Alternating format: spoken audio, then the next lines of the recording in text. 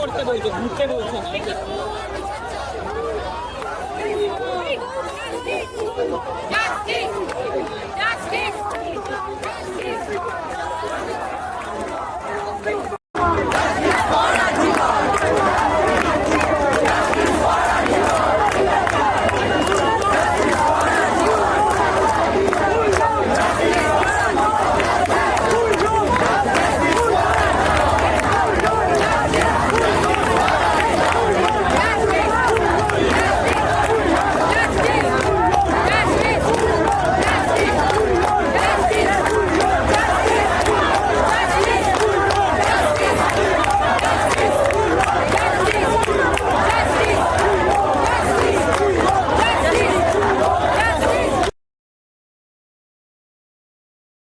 শাস্তি না পেয়ে অনেক সময় প্রমাণের অভাবে বেরিয়ে যায়।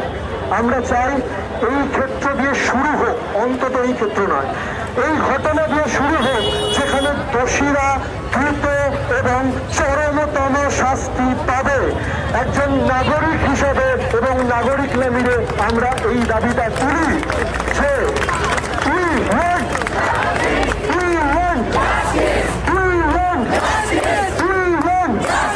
আমি কুণালদাকে কিছু কথা বলে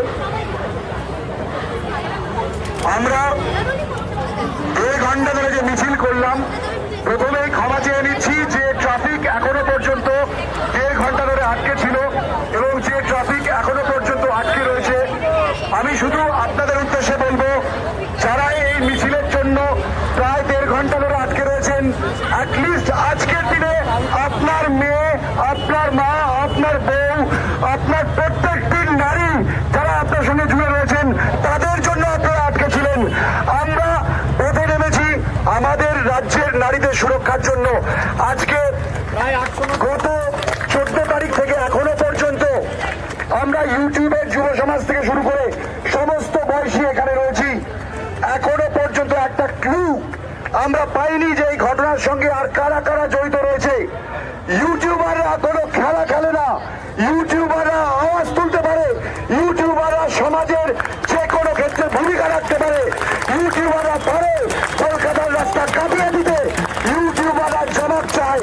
ইউটিউবাররা এই মুহূর্তে খোলা জলে মাছ ধরতে আসেনি, ইউটিউবাররা কেউ রাজনীতি করতে আসেনি, ইউটিউবাররা আজকে কোনো ভোট চাইতে আসেনি, ইউটিউবাররা আজকে কোনো রাজ্যের শাসন অপশাসনের বিরুদ্ধে কথা বলতে আসেনি।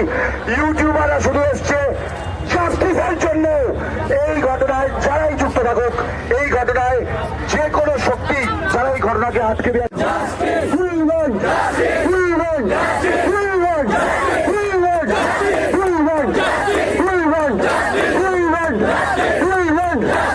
আপনাদের অসংখ্য ধন্যবাদ। বৃষ্টিও এসে গেছে, আপনারা আস্তে আস্তে ফিরে যান।